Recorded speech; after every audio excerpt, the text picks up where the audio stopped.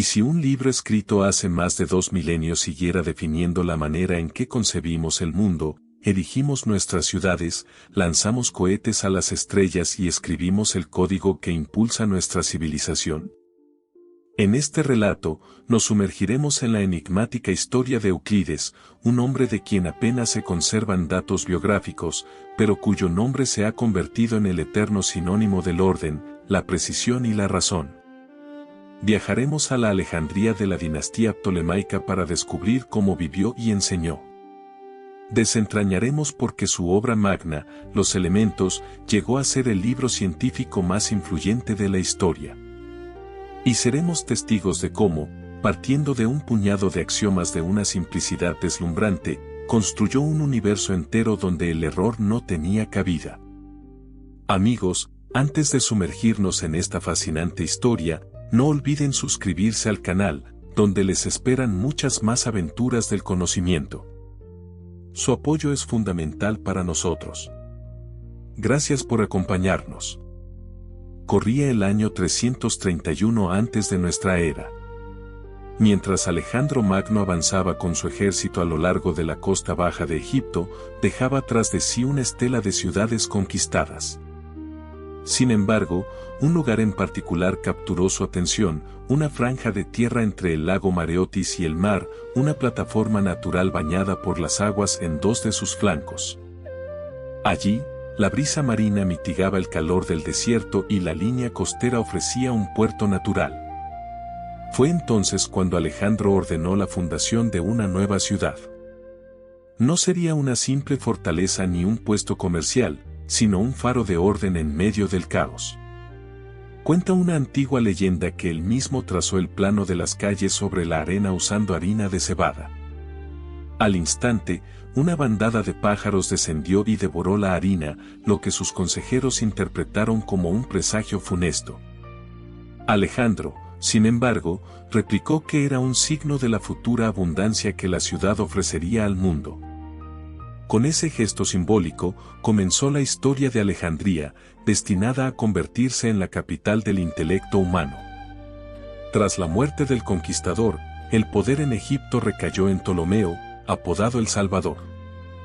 A diferencia de otros diádocos que intentaban mantener sus imperios a punta de lanza, Ptolomeo decidió cimentar el suyo sobre libros y eruditos. Comprendía que la verdadera fuerza de un Estado no reside únicamente en sus guarniciones y flotas, sino en la profundidad con que es capaz de reflexionar sobre su propia existencia. Con esta visión, concibió la idea de transformar la joven ciudad mediterránea en un crisol donde se reunirían y preservarían los saberes de griegos, egipcios, fenicios, babilonios e indios. Un lugar donde toda esa riqueza políglota se unificaría bajo un lenguaje común, el de la demostración. Así nació la Biblioteca de Alejandría. A comienzos del siglo III a.C., se inició la monumental tarea de recopilar rollos, sin distinción de género o procedencia. Cada barco que atracaba en el puerto estaba obligado por ley a mostrar su carga a los escribas, para que todo texto de valor fuera copiado y, en ocasiones, el original se conservara en los fondos de la biblioteca. Con el tiempo, sus archivos crecieron hasta albergar cientos de miles de rollos, pero esta colección distaba mucho de ser un archivo inerte. Junto a la biblioteca surgió el Museion, la Casa de las Musas, un prototipo de universidad donde se ofrecía a los eruditos alojamiento, manutención y un espacio para trabajar. A la sombra de sus pórticos se impartían conferencias, se debatía en largas mesas. Se realizaban observaciones astronómicas y se elaboraban los catálogos que impedían que aquel mar de conocimiento se hundiera en el desorden. Entre las mentes que dieron vida a este lugar se encuentran figuras cuyos nombres resuenan hoy como hitos de la historia. Eratóstenes de Cirene, quien en el siglo III a.C. midió la circunferencia de la Tierra observando las sombras proyectadas en Siena y Alejandría. Herófilo de Calcedonia, uno de los primeros médicos que se atrevió a basar la anatomía en la disección sistemática, trasladando la medicina del reino de la conjetura al de la observación. Calímaco de Cirene, no solo poeta, sino también el padre de la catalogación sistemática, sin la cual la biblioteca se habría convertido en un almacén caótico. Y aunque el viento del tiempo ha borrado muchos otros nombres, fue aquí donde se forjó un nuevo hábito de pensamiento.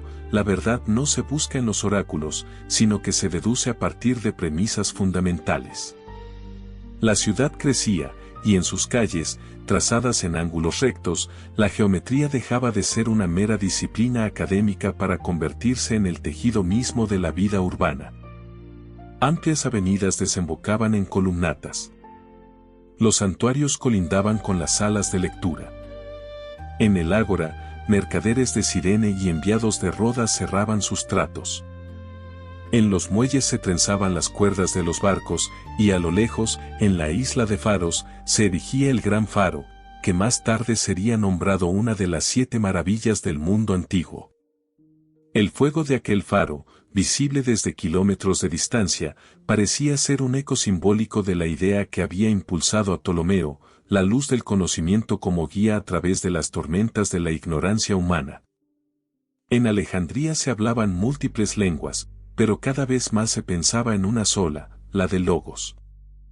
En esta fusión de Oriente y Occidente nació la cultura helenística, donde la sabiduría ancestral de Egipto y la racionalidad griega dejaron de competir para empezar a complementarse.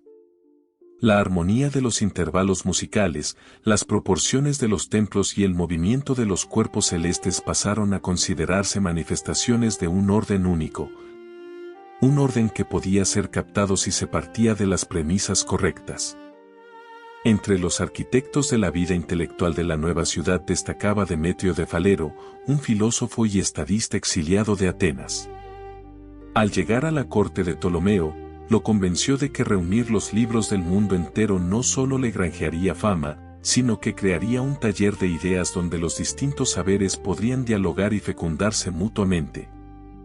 Fue por su iniciativa que se sistematizó la adquisición de rollos, se organizó el trabajo de los traductores y se crearon inventarios, transformando la biblioteca de una colección azarosa en un organismo coherente. Una antigua anécdota ilustra a la perfección el carácter de la ambición alejandrina por el saber. Durante el reinado del sucesor de Ptolomeo, Ptolomeo II, se solicitaron oficialmente a Atenas los rollos de las tragedias de Esquilo, Sófocles y Eurípides, que eran considerados tesoros de Estado, para realizar copias. El rey depositó una enorme fianza como garantía. Tiempo después, los atenienses recibieron de vuelta unas copias magníficas, mientras que los originales permanecieron en Alejandría, y Ptolomeo dio por perdida la fianza.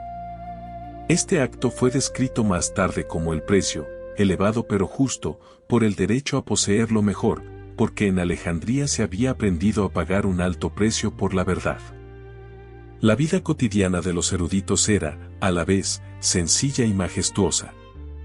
Por la mañana, en las largas galerías ajardinadas, algunos discutían los parámetros de un reloj de agua. Otros, sentados en un taburete junto a una caja de arena, dibujaban triángulos con una varilla puntiaguda, midiendo los ángulos por sus sombras. Había quienes releían y corregían manuscritos de Homero, cotejando diferentes versiones. Al mediodía, las salas del Museion se llenaban de oyentes, entre los que se mezclaban jóvenes de ciudades lejanas y ancianos maestros artesanos, pues aquí la ciencia no se ocultaba en una torre de marfil, sino que caminaba sobre las mismas losas que el resto de la vida urbana. Fue en este universo, impregnado del aroma a papiro recién cortado, del susurro de los catálogos y de las incesantes conversaciones sobre la naturaleza de las líneas y los cuerpos, donde un maduro Euclides hizo su entrada al llegar a Alejandría. Aunque testimonios tardíos sitúan su origen en Atenas, Mégara o alguna de las islas, lo verdaderamente importante es que la ciudad lo acogió como a uno de los suyos. De él no se esperaba elocuencia, sino orden. Y su respuesta fue precisamente esa, el orden. En la época en que Euclides comenzó su trabajo, la ciudad había alcanzado un punto en el que las distintas ramas del saber parecían reclamar un lenguaje unificado. Los astrónomos necesitaban fórmulas precisas para el movimiento de los astros, los arquitectos, proporciones fiables y métodos de cálculo, los cartógrafos, formas de describir la Tierra mediante líneas y magnitudes. La matemática, por tanto, dejó de ser una rama de la filosofía para convertirse en la gramática común de las artes y las ciencias. Y la geometría se erigió como la herramienta con la que el pensamiento aprendía a hablar con claridad. Según una tradición tardía, que se remonta a la época de Ptolomeo fue a Euclides a quien se le confió la tarea de sistematizar los logros dispersos de sus predecesores, desde los milesios y los pitagóricos hasta sus contemporáneos alejandrinos. Y él logró lo que rara vez consigue la mente humana, no se limitó a recopilar hechos conocidos, sino que los ensambló como un edificio, donde cada piedra sostiene a la otra y donde, a partir de unos pocos cimientos fundamentales, se elevan muros, techos y bóvedas. Aunque los elementos aún no estaban escritos, en Alejandría ya se percibía cómo, ante sus propios ojos, se estaba gestando una manera particular de ver el mundo, a través de definiciones, postulados y demostraciones. Al atardecer, la brisa marina se intensificaba sobre los pórticos. En los muelles se tensaban las amarras, y la luz del faro de faros trazaba un largo camino sobre el agua.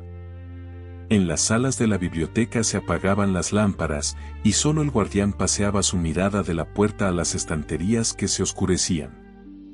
En ese silencio, se podía oír con especial claridad el susurro del papiro cuando alguien cerraba un rollo y sentir cómo, en una mente fatigada por los debates del día, nacía la convicción de que la verdad no debe partir de las observaciones, que son engañosas, sino de lo pequeño e indudable, cuya solidez basta para construir todo lo demás.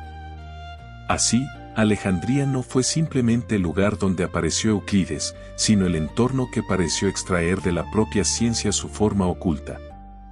Aquí, las líneas dejaron de ser marcas en un dibujo para convertirse en senderos del pensamiento. Los puntos ya no eran solo la huella de una punta afilada, sino los átomos del razonamiento. Y la demostración no era un adorno verbal, sino una forma de vida. El maestro sin rostro. La historia atesora biografías que pueden reconstruirse casi día a día, pero el caso de Euclides es radicalmente distinto. Su vida se disuelve en el silencio, y cuanto más tiempo pasa, más nítida se vuelve la paradoja, el hombre cuyos elementos sobrevivieron a imperios, épocas y lenguas. No dejó tras de sí una crónica de sus días ni el eco de las disputas con sus contemporáneos. Legó, por encima de todo, una línea de razonamiento tan transparente y precisa que apenas proyecta sombra sobre su autor. Los datos que han llegado hasta nosotros son escasos y fragmentarios. En la antigüedad tardía, ya en el siglo V de nuestra era, el filósofo Proclo escribió que Euclides vivió bajo el reinado del primer Ptolomeo, es decir, a finales del siglo IV y principios del 3 a.C. Afirmaba que no solo fue un geómetra, sino también un maestro que dirigió una escuela en Alejandría, y que a él se le debe el sistema coherente de la geometría, reducido a premisas iniciales y demostraciones. En otras palabras, casi todo lo que sabemos con certeza es el tiempo y el lugar de su actividad, así como la naturaleza del método que creó. Proclo también relata un breve episodio que se ha contado durante siglos. Un discípulo preguntó a Euclides qué beneficio práctico obtendría de la geometría. El maestro, sin inmutarse, llamó a un sirviente y le ordenó que le diera una moneda al joven, comentando, ya que busca una ganancia en lo que aprende, que la reciba de inmediato. En esta escena lacónica resuena un principio fundamental para toda la ciencia alejandrina: el conocimiento no se reduce a la utilidad, se justifica a sí mismo por el orden que impone al pensamiento. Otro motivo recurrente en las leyendas está relacionado con una pregunta del propio rey Ptolomeo: ¿no hay una forma más corta y sencilla de aprender geometría? Se dice que Euclides respondió: no existe un camino real hacia la geometría. Aunque los historiadores dudan de que este diálogo tuviera lugar exactamente entre estas dos personas, el sentido que expresa coincide plenamente con el espíritu de la escuela alejandrina. El camino hacia la claridad se recorre con el esfuerzo de la razón, no con el poder o el privilegio. De la apariencia física de Euclides no se ha conservado nada. Ni retratos auténticos, ni bustos, ni mosaicos. Todas las representaciones posteriores son un intento de los artistas por plasmar el carácter de su libro en los rasgos de un rostro, donde se adivinan la concentración, la serenidad y la firmeza. Sin embargo, esta ausencia de iconografía no hace más que subrayar cómo él mismo se retiró conscientemente detrás de su texto, dejando en primer plano no al autor, sino el orden de las demostraciones. La vida de un erudito alejandrino de aquellos años puede reconstruirse a partir de rasgos comunes. Matemáticos, astrónomos y filólogos residían en el Museion, recibían un estipendio real, trabajaban en las bibliotecas y los jardines, y leían y discutían obras en largas mesas donde, junto a los catálogos, reposaban instrumentos de medición y bandejas de arena para trazar figuras. Cada uno se dedicaba a su especialidad. En este contexto, Euclides consagró sus energías a lo que muchos consideraban una actividad puramente abstracta, líneas, puntos, ángulos y relaciones que aún estaban por convertirse en el lenguaje universal de las ciencias. Sobre su método de enseñanza se habla de forma indirecta, a través del estilo de los elementos y de las anécdotas pedagógicas. Al estudiante no se le ofrecían verdades ya digeridas, sino problemas de construcción y demostración. Y hasta que no avanzaba por su propio esfuerzo, nadie sustituía su pensamiento con una pista. No era un examen de paciencia, sino una forma de arraigar el saber. La verdad conquistada con el propio trabajo permanece más firme en la memoria y lleva el pensamiento más lejos. La tradición alejandrina de los debates públicos admitía las disputas y la verificación de las pruebas, pero Euclides, a juzgar por la voz de su libro, rehuía los adornos retóricos y la contienda verbal por el simple afán de la victoria. Su objetivo era que cada afirmación se siguiera de las anteriores con absoluta necesidad, de manera similar a como un muro de piedra se sostiene gracias a cimientos bien colocados y a las uniones precisas entre los bloques. De ahí la sequedad, la claridad y la ausencia de un yo autoral en el texto, donde lo importante no son las emociones ni los ejemplos de la vida cotidiana, sino el curso puro del razonamiento. En ocasiones, autores tardíos intentaron vincular a Euclides con otros grandes nombres, mencionando a Arquímedes entre sus discípulos. Hoy se considera más riguroso hablar de una influencia a través de su libro y del entorno alejandrino, donde se formaron y trabajaron aquellos que más tarde influirían en Arquímedes. La mera posibilidad de las grandiosas conclusiones de este último se apoyaba en el lenguaje de líneas y relaciones formalizado por Euclides y en el orden de la demostración, convertido en un estándar común. La escasez de datos biográficos también generó confusiones. No era raro que se mezclara al Euclides geómetra con Euclides de Mégara, un filósofo de la tradición socrática que vivió un siglo antes. Este tipo de error es revelador. Para los lectores de la antigüedad, la distinción entre matemáticas y filosofía era menos tajante que para nosotros, ya que en ambos campos se buscaban formas de hablar sobre lo primero e indudable, construyendo el resto de las afirmaciones según las reglas del pensamiento. Si juzgamos el carácter del maestro por el tono de los elementos, nos encontramos ante un hombre convencido del poder de la simplicidad. Las primeras definiciones son de una claridad meridiana: un punto es lo que no tiene partes, una línea es una longitud sin anchura, el extremo de una línea es un punto. A continuación, siguen los postulados y las nociones comunes, tras lo cual el libro, paso a paso, sin omitir un solo eslabón, erige un edificio donde cada teorema se apoya en los anteriores. Y es precisamente esta secuencia, en la que no hay saltos ni figuras retóricas, la que delata a un pedagogo acostumbrado no a cautivar, sino a guiar el pensamiento por un camino claramente visible. Imaginemos un día cualquiera en su escuela. Por la mañana, en las galerías protegidas del viento marino, alguien traza circunferencias en la arena húmeda, comprobando los ángulos con la ayuda de una sombra. Otro discute sobre las propiedades de las rectas paralelas. En una sala contigua, alguien lee en voz alta pasajes de la Ilíada. Hacia el mediodía comienza la lección, en la que Euclides, tras disponer a sus alumnos en semicírculo alrededor de una mesa de arena, plantea un problema y observa cómo cada uno busca el camino de la demostración. Y solo cuando el pensamiento choca contra un muro, con un ligero gesto de la mano lo devuelve a las definiciones iniciales, mostrando que el eslabón necesario ya se encontraba en los cimientos.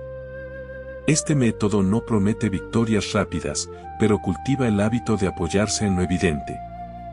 De ahí la dureza no accidental de los aforismos que la tradición oral atribuyó a Euclides: el sentido no llega antes que el camino, y el esfuerzo, o más bien, el placer del esfuerzo, conduce al conocimiento. Y estas fórmulas, aunque no fueran escritas de su puño y letra, transmiten fielmente la atmósfera de su escuela.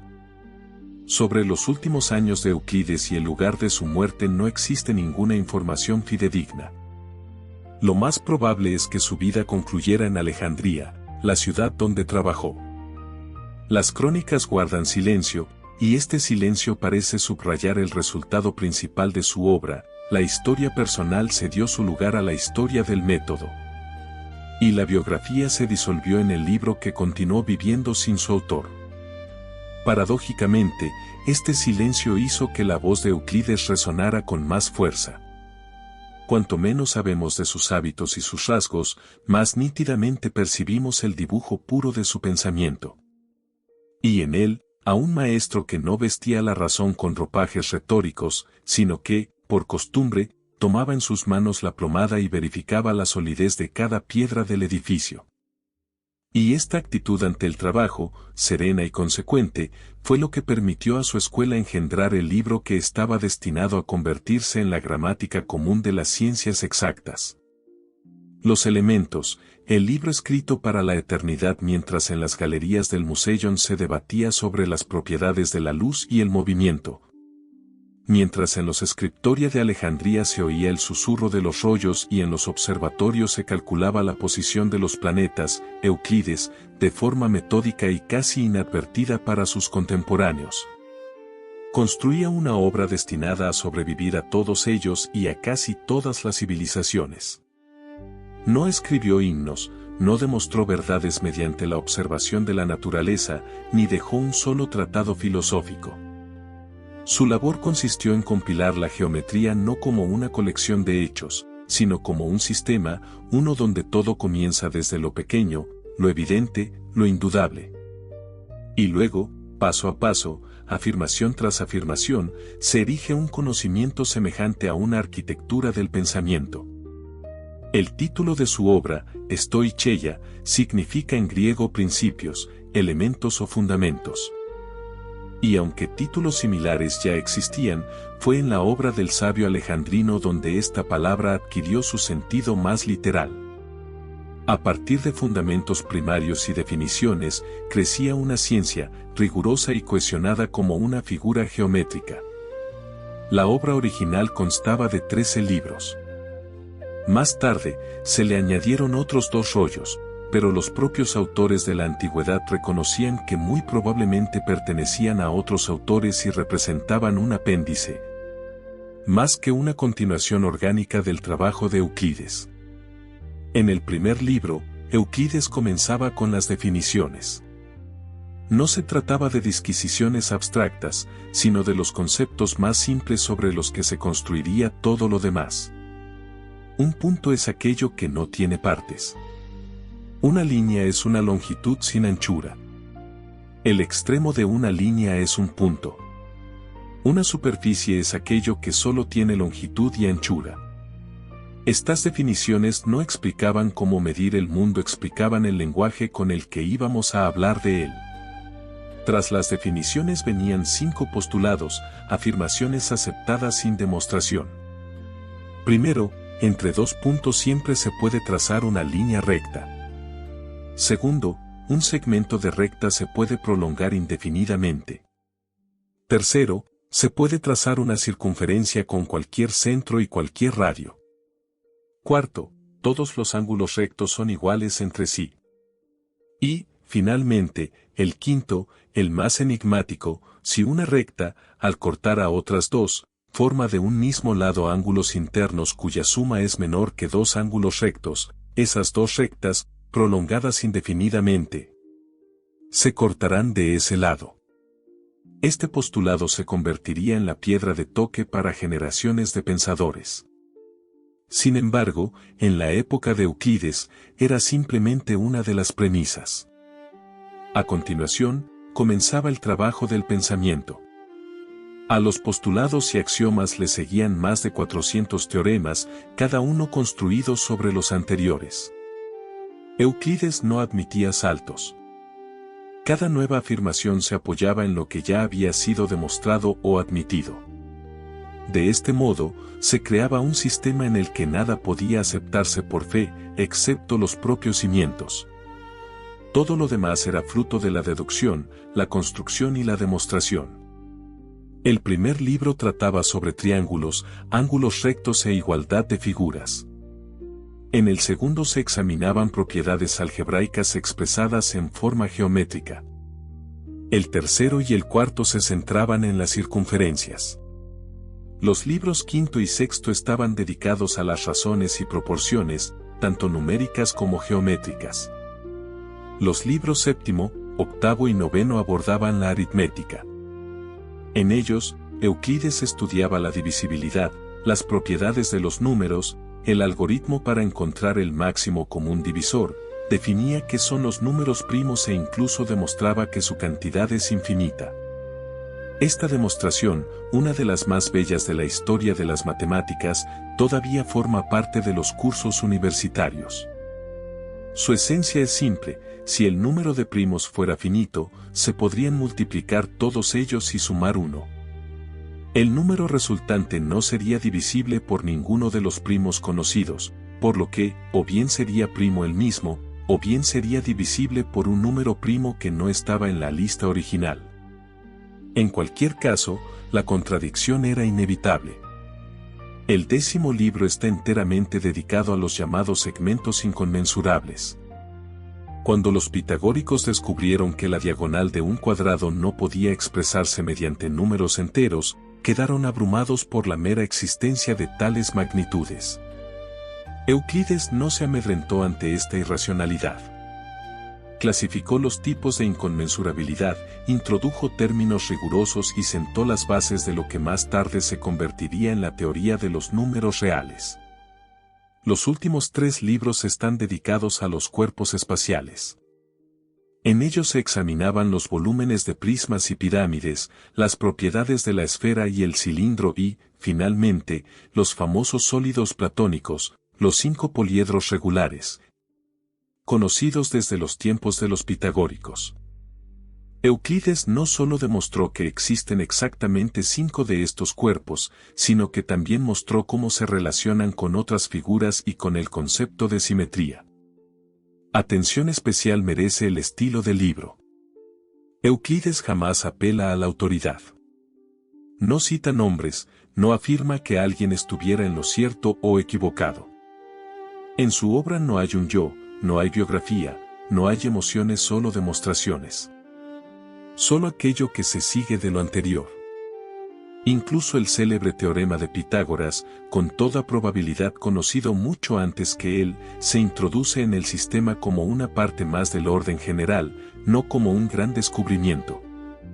Y es en este estilo donde reside la principal singularidad de los elementos. No es una colección de saberes, es un modo de pensar. Con Euclides, la matemática deja de ser la ciencia de los números o las figuras para convertirse en el lenguaje con el que la razón construye un mundo, apoyándose en unos cimientos claros. Cómo se creó este libro es algo que desconocemos. Probablemente, Euclides tenía una escuela. Es posible que sus discípulos le ayudaran a verificar las demostraciones, a copiar los rollos y a pulir las formulaciones. Sin embargo, la forma definitiva, la secuencia, la estructura y la lógica pertenecen a una sola mente. Y esa mente no aspiraba a ser visible, aspiraba al orden. El misterio del quinto postulado. De todos los postulados con los que arranca el libro de Euclides, el quinto fue el que, desde el principio, suscitó inquietantes dudas. Los cuatro primeros parecen evidentes y nítidos, cortos, simétricos, fáciles de asimilar. Eran afirmaciones que se presentaban como algo natural. Pero el quinto postulado era diferente. Era más largo, más complejo y su formulación parecía contener no tanto un permiso para construir, sino una afirmación oculta que necesitaba justificación. Según la formulación de Euclides, si una recta, al cortar a otras dos, forma a un mismo lado ángulos internos cuya suma es menor que dos ángulos rectos, entonces esas dos rectas, prolongadas, se encontrarán en ese lado. El significado de esta afirmación se reduce a que solo existe una única recta que puede trazarse a través de un punto exterior a otra recta dada sin llegar a cortarla. En otras palabras, solo existe una única recta paralela. Desde el principio, este postulado fue percibido como un elemento extraño en el armónico sistema de los elementos. Ya los propios comentaristas de la antigüedad señalaron que Euclides pospone su uso durante un tiempo considerable. Los primeros 28 teoremas del libro se demuestran sin recurrir al quinto postulado, como si deliberadamente quisiera mostrar que gran parte de la geometría podía construirse sin él. Esto sembró la duda, ¿y si el quinto postulado no fuera un axioma, sino un teorema? ¿Y si pudiera demostrarse a partir de los demás postulados y definiciones? Así nació una de las intrigas intelectuales más longevas de la historia de la ciencia. Durante casi 2 milenios, pensadores de diferentes épocas y culturas persiguieron un mismo objetivo: demostrar el quinto postulado, derivarlo lógicamente, purificar el sistema de su único elemento ajeno y, con ello, culminar su armonía. Ya en el siglo II a.C., el filósofo Posidonio intentó reducir el quinto postulado al movimiento de las rectas, afirmando que al inclinar una recta respecto a otra, inevitablemente llegaría un momento de intersección. Pero esta afirmación, como muchas otras posteriores, solo parecía convincente, sin ser una demostración en sentido estricto. En el siglo I a.C., Gémino de Rodas propuso un razonamiento basado en la equidistancia entre las rectas, esperando obtener así una definición de paralelismo como un caso particular de una propiedad más general. Sin embargo, como muchos después de él, en algún punto se vio obligado a recurrir a una afirmación análoga al quinto postulado, simplemente expresada con otras palabras. En el siglo II d.C., Ptolomeo propuso una formulación alternativa, buscando hacerla más natural. Pero, como se descubriría más tarde, era lógicamente equivalente a la original y no podía considerarse una prueba. En el mundo árabe, a partir del siglo VIII, el tema del quinto postulado se convirtió en objeto de intensa atención. Uno tras otro, eminentes sabios intentaron bien demostrarlo, bien reemplazarlo por otra afirmación que pareciera más intuitiva. Mención especial merece el trabajo de Omar Khayyam, poeta, matemático y astrónomo del siglo XI. En su tratado, propuso sustituir el quinto postulado por la afirmación sobre la igualdad de los ángulos en una figura particular, el cuadrilátero de Saccheri, considerándolo más simple y visual. Construyó sobre esta base sus conclusiones geométricas, esperando haberse librado así de la necesidad de aceptar el postulado por separado. Sin embargo, al final se vio obligado a introducir una afirmación que, en esencia, coincidía con lo que intentaba reemplazar. Es decir, su construcción, como la de sus predecesores, resultó ser un razonamiento circular. Un destino similar aguardaba a casi todos los intentos de demostrar el quinto postulado. Los eruditos recurrían cada vez más a formulaciones equivalentes, como, por ejemplo, la afirmación de que en cualquier triángulo la suma de sus ángulos es igual a dos ángulos rectos. Esta afirmación es, en efecto, equivalente al quinto postulado, pero si la aceptamos sin demostrarla, simplemente estamos reemplazando un postulado por otro, no menos dudoso desde el punto de vista lógico. La razón de la constante insatisfacción con el quinto postulado no era que pareciera falso, sino que destacaba. Era más largo y dependía de condiciones. Involucraba direcciones, ángulos y la disposición de las rectas, mientras que los otros postulados eran breves, directos y universales. Intuitivamente, todo parecía convincente, pero Euclides no confiaba en la intuición. Sabía que lo que parece evidente puede ocultar contradicciones. Por eso, no intentó demostrar el quinto postulado. Lo incluyó en el sistema como una premisa independiente, aplicándolo solo cuando era imposible prescindir de él. Generaciones de eruditos respetaron este enfoque, pero no podían resignarse a que una parte del sistema pareciera más frágil que las demás, y por eso, una y otra vez, intentaron reforzarla desde dentro. En el mundo árabe, esto estaba ligado al deseo de purificar la geometría de incertidumbres. En la Europa del Renacimiento, a la idea de construir el conocimiento sobre cimientos absolutamente sólidos. En la Edad Moderna, al desarrollo de la lógica formal y a la necesidad de reducir todas las verdades a reglas de inferencia unificadas. Sin embargo, cada intento terminaba de la misma manera. Al tratar de demostrar el quinto postulado, los matemáticos introducían afirmaciones intermedias que resultaban ser, en esencia, equivalentes al propio postulado, volviendo así al punto de partida. Todo esto creaba una tensión que, con cada siglo, se hacía más palpable. Y aunque nadie hasta el siglo XIX se atrevió a imaginar que la negación del quinto postulado fuera posible, el mero hecho de que no pudiera demostrarse comenzó a suscitar reflexiones filosóficas. ¿Y si una geometría basada en otros postulados también fuera posible? ¿Y si pudiera haber varias rectas paralelas, o ninguna? Por el momento, estas preguntas sonaban solo como hipótesis que no salían de los gabinetes de estudio, pero la tensión dentro del sistema crecía. Y aunque ningún matemático hasta principios del siglo XIX abandonó la certeza de que la geometría de Euclides era la única posible, la propia historia del quinto postulado se convirtió en la primera señal de alarma. La claridad absoluta no existe, ni siquiera en la más rigurosa de las ciencias. Después de Euclides, un mundo que dejó de ser plano cuando Euclides concluía sus elementos a la sombra de las columnatas del Museion de Alejandría. Probablemente no podía prever que su obra se convertiría en el cimiento del pensamiento para todas las generaciones futuras.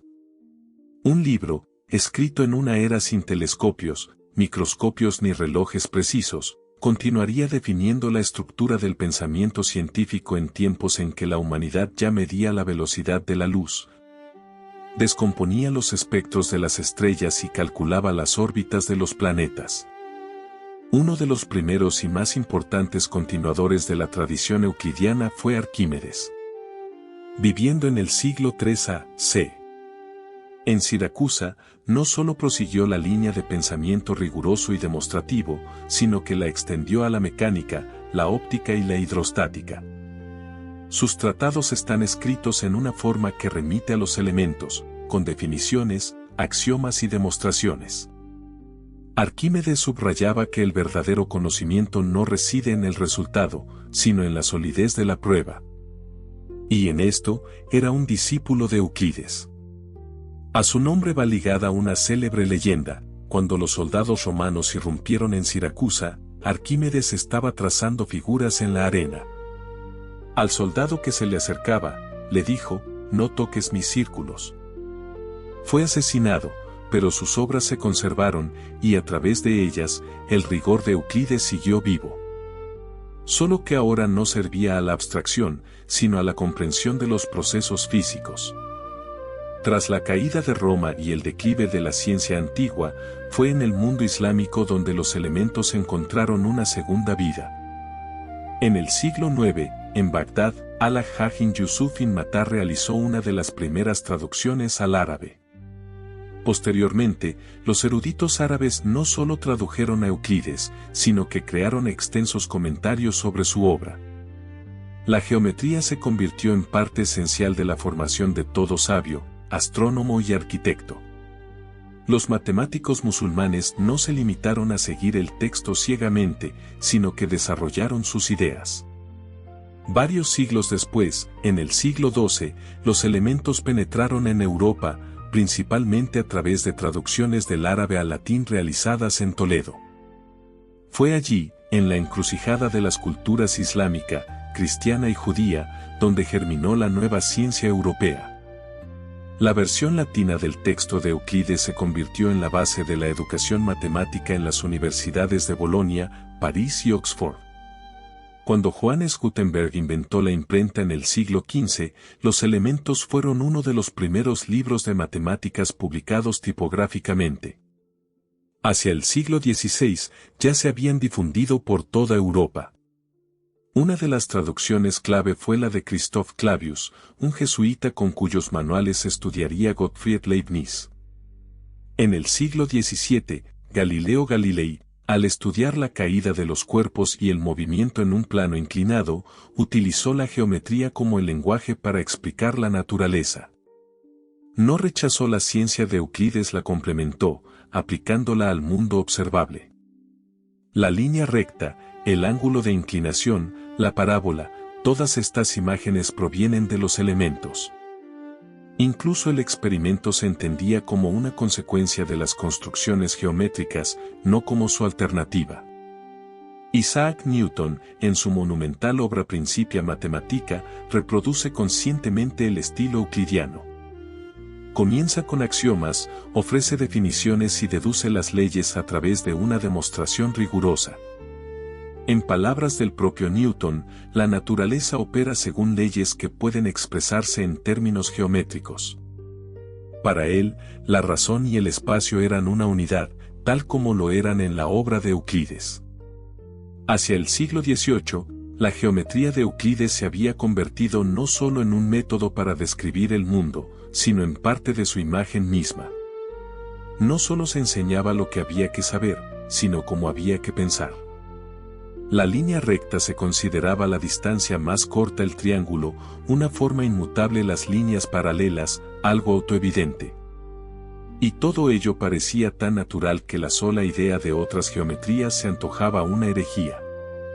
Pero a principios del siglo XIX, todo cambió. Nikolai Lobachevsky, profesor de la Universidad de Kazán, publicó en 1829 su obra sobre los principios de la geometría, donde presentaba una teoría completa de las paralelas. Hizo lo imposible, construyó un sistema coherente en el que, a través de un punto exterior a una recta, no pasa una, sino un número infinito de paralelas. En su geometría, la suma de los ángulos de un triángulo es menor que dos rectos, y el espacio no es plano, sino curvo. Fue una ruptura con milenios de pensamiento. Al mismo tiempo, en Hungría, el joven János Bolyai llegaba de forma independiente a las mismas conclusiones. Su padre, que también se había dedicado a la teoría de las paralelas, le advirtió: «He malgastado mi vida en ello y no he conseguido nada». Pero János se arriesgó y escribió un tratado que marcaría el inicio de una nueva era en las matemáticas. Carl Friedrich Gauss, una de las mentes más grandes de su tiempo, también se percató de la posibilidad de las geometrías no euclidianas, pero prefirió guardar silencio. En sus cartas, confesaba que temía el ridículo, que la sociedad aún no estaba preparada. Gauss reconocía que eran posibles diferentes sistemas lógicos, pero no los hizo públicos. Bernard Riemann fue aún más lejos. En su célebre conferencia de 1854, propuso una idea radical: la geometría del espacio puede depender de su estructura interna. En su modelo, la suma de los ángulos de un triángulo es mayor que dos rectos. El espacio no tiene por qué ser tridimensional, puede ser de 4, 5 o cualquier número de dimensiones. Y todas estas variantes se describen con sus propios axiomas. Era la geometría de un universo aún desconocido para los físicos, pero ya intuido por los matemáticos. Así, en el siglo XIX, culminó lo que había comenzado en Alejandría 2000 años antes. La geometría dejó de ser única. Se convirtió en un modelo, una elección, un sistema de coordenadas. Euclides no fue derrotado, sino comprendido. Su sistema no era la verdad última, sino una de las posibles. Y para llegar a esta conclusión, la humanidad necesitó 2 milenios. El legado de Euclides, la razón contra el caos. Cuando en el siglo XIX se propusieron modelos geométricos alternativos, esto no supuso una refutación de Euclides, sino una confirmación de la potencia de su método. Las geometrías no euclidianas fueron posibles no a pesar de, sino precisamente gracias a la existencia de los elementos. Un sistema riguroso y lógicamente estructurado que mostró al mundo cómo se puede pensar de forma precisa, coherente y sin contradicciones. Fue Euclides quien enseñó a la humanidad que la verdad requiere una justificación. Antes de él, el conocimiento a menudo se percibía como algo transmitido por sabios o prestado de los dioses. Después de él, como algo que debe ser demostrado. En los elementos, no se limitó a exponer la geometría, demostró cómo debe funcionar el pensamiento. Los escolásticos medievales, al redactar sus tratados de teología, empleaban técnicas euclidianas. Los arquitectos de las catedrales góticas, al diseñar arcos y bóvedas, se basaban en leyes deducidas de las mismas premisas iniciales. Incluso Immanuel Kant llegó a afirmar que la geometría de Euclides no era simplemente una ciencia, sino una forma de percepción innata al ser humano. Según Kant, no solo estudiamos el espacio, sino que lo percibimos como estructurado a priori según las leyes de Euclides. Fue el momento en que la filosofía reconoció, la manera en que la razón piensa es inseparable de cómo se estructura el conocimiento. Cuando Kurt Gödel, en el siglo XX, demostró sus famosos teoremas de la incompletitud, lo hizo en el marco de sistemas formales cuya estructura se remonta al método de Euclides. Demostró que ni siquiera los sistemas más rigurosos pueden probar su propia completitud, y con ello no anuló el enfoque euclidiano, sino que le otorgó una trágica profundidad. El orden es posible, pero siempre tendrá un límite. Euclides sobrevivió no solo a la antigüedad, sino también a la Edad Media, a la Ilustración y a la era de la relatividad. Incluso en la teoría de Einstein, donde el espacio se curva, se conserva el método mismo, el cálculo, el axioma y la deducción lógica. En las ecuaciones de la gravedad no hay lugar para la intuición, solo existe una construcción matemática estricta. Cuando un escolar toma un compás y traza una circunferencia, repite un gesto realizado en Alejandría hace más de 2000 años. Cuando un estudiante construye una demostración por inducción, continúa una tradición en la que el conocimiento no se enuncia, sino que se construye. Cuando un programador diseña un algoritmo, sigue una lógica en la que cada acción depende de la anterior, como en los teoremas de Euclides. Euclides no es simplemente un nombre en un libro de texto. Es la fe en que incluso el caos puede ser transformado en orden, que detrás de cualquier fenómeno subyace una estructura, que la verdad existe y puede ser construida. El legado de Euclides no reside en las líneas rectas y los triángulos, sino en la idea misma de que la razón es capaz de ser precisa.